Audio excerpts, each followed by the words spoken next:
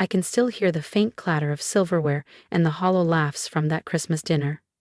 The antique fireplace in my grandparents' country house in Vermont cast long shadows over faces that hadn't set foot in my bistro in nearly 5 years, even though it was just down the hill from our family's insurance agency.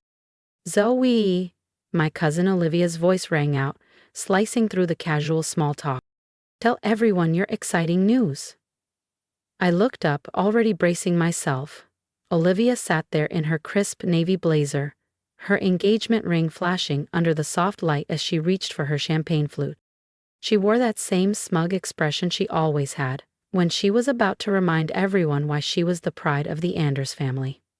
I made regional director, she announced, her grin wide and confident, youngest in the agency's 112-year history. The table erupted with cheers. Grandpa beamed with pride. Grandma dabbed her eyes. Uncle Dennis raised his glass high. To Olivia Anders, keeping the Anders legacy alive. I took a small sip of cider, thinking about the investment proposals waiting back at my apartment. But nobody here knew about those. To them, I was just the eccentric Anders who chose cooking and coffee over real work. And you, Zoey? Great Aunt Linda turned to me with that syrupy sweet voice, a mixture of pity and judgment. Still running that little cafe? I smiled lightly. It's called the Golden Elm Bistro, and yes, I am. Still flipping pancakes, huh? Olivia chuckled, trading smirks with our cousin Reed. You know, the agency could always use another sales assistant, if you want something more stable. I toyed with my fork, remembering the client meeting I had that afternoon, the one where I secured a 5-year catering contract with the biggest ski resort chain in the region, a deal worth far more than Olivia's yearly commissions. But they didn't know that. Not yet. The bistro keeps me busy enough, I answered casually. Busy enough to pay for heating this place? Grandpa teased, half joking. I almost laughed. If they only knew, I bought the entire property the bistro sat on, plus 3 more on the block.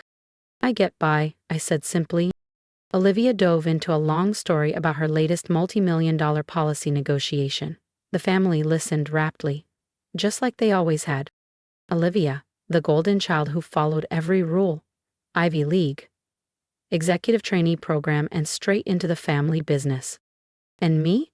I was the disappointment who chose culinary school at 22 and turned a run-down old tavern into a booming destination that now made more in a quarter than their entire agency did in a year.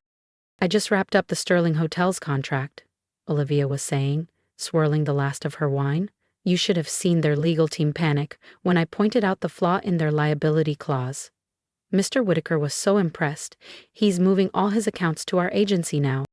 I kept my face carefully blank at the mention of Charles Whitaker. If Olivia only knew who really owned most of those resort properties, through shell companies managed by me. I just don't get it, Grandma whispered later, trapping me by the sink while I dried dishes. You're sharp, Zoey. You could have had everything Olivia has, the job, the reputation, the respect. Why waste your talents on a little diner? I polished a heavy serving plate, thinking about my 9 a.m. conference call with the bank managers from 2 different states. Not everyone dreams of insurance, Grandma, I said calmly. But you're capable of so much more, she insisted. Look at Olivia. The custom suits, the new Lexus, that gorgeous penthouse condo. Don't you want real success? I thought about my own penthouse, the one I closed on last month under my investment firm's name. Top floor, better views, paid in full. I'm happy with my choices, I said simply. Grandma sighed. Frustration etched across her features. I just worry about your future, she said. The restaurant business is so risky. What if you want a family someday? How will you support them? I almost laughed, thinking about my growing real estate empire, my silent partnerships, my diversified stock portfolio. The bistro had only been step 1. A door into an entirely different world.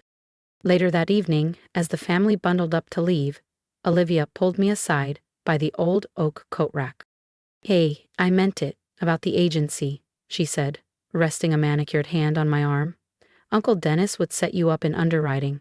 You could work your way up fast. Thanks, I said lightly, shrugging her off.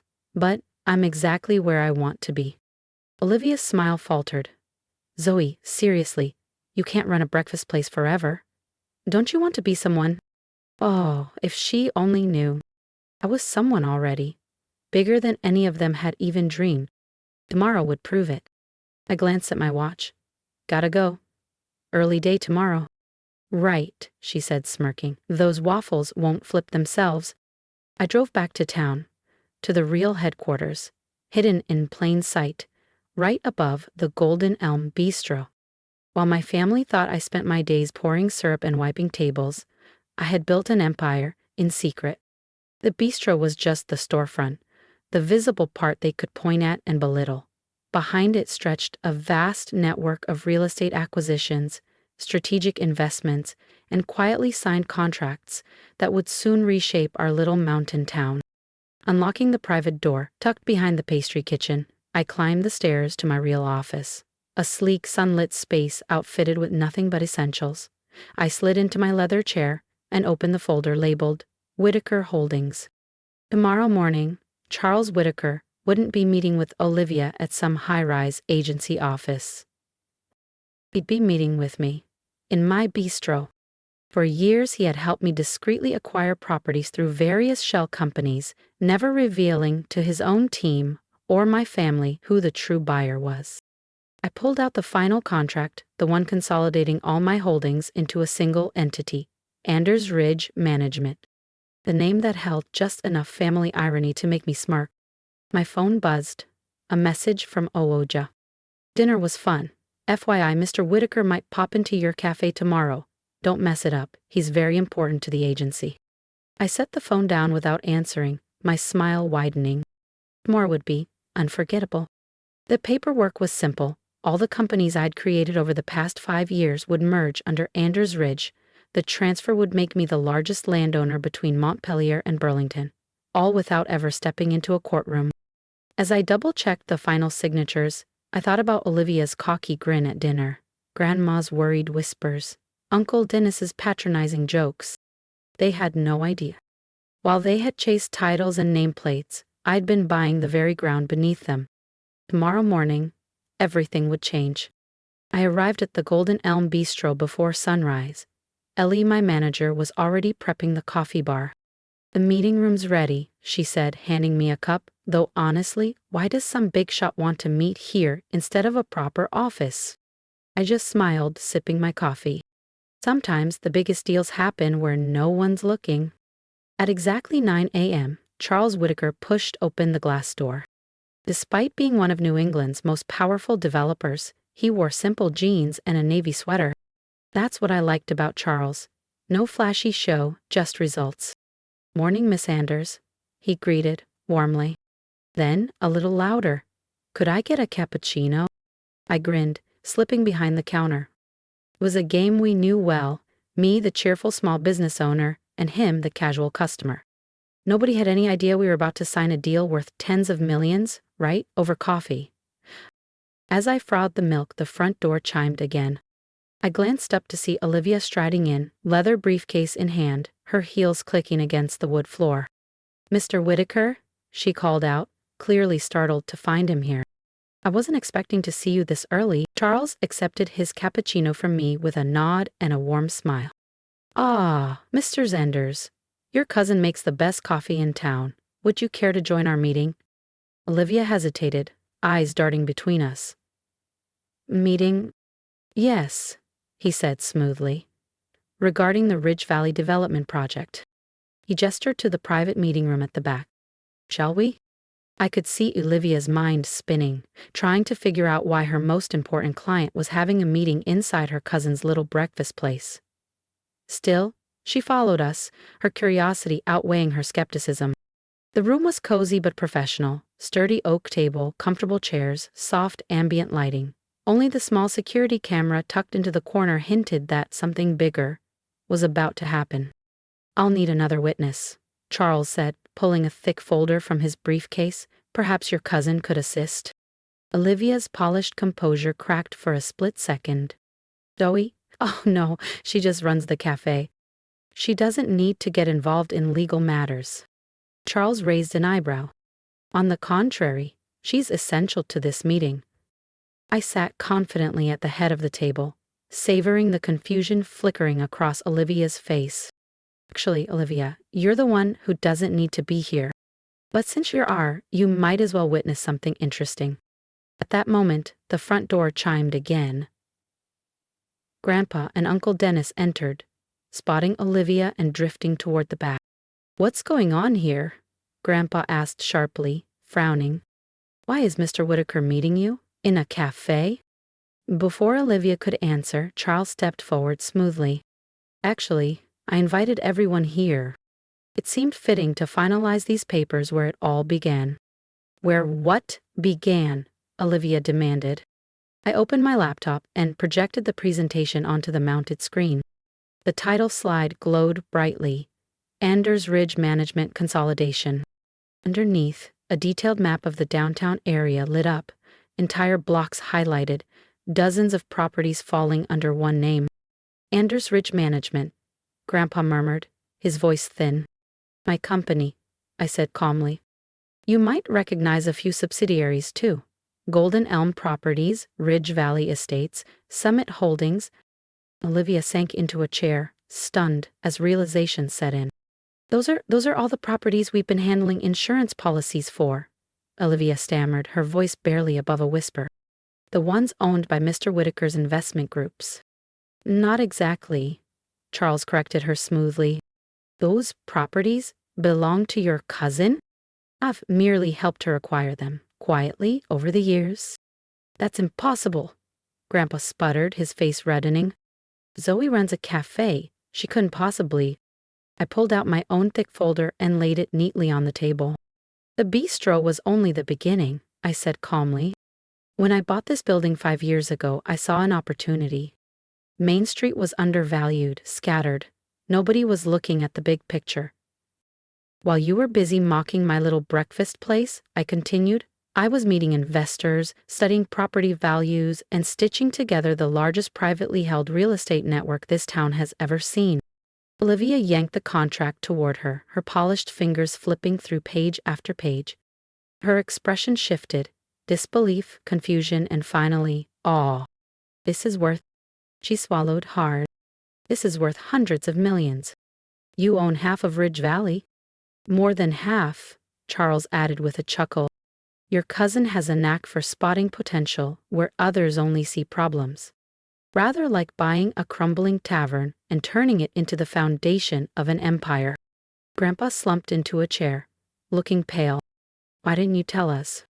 "Would you have believed me?" I asked quietly. "You were too busy assuming I was wasting my life flipping pancakes. It was easier to let you think that, while I built something on my own terms."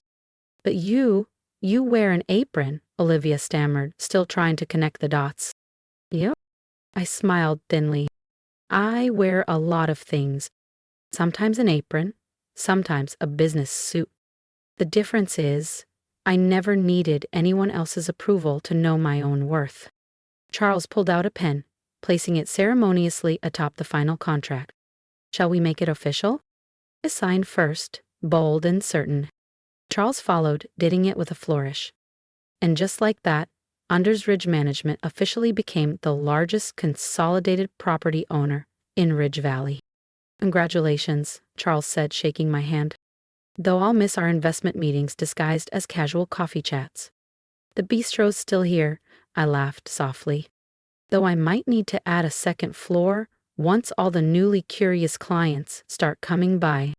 Later that night, after the family had dispersed to lick their wounds, I sat alone in my office above the golden elm.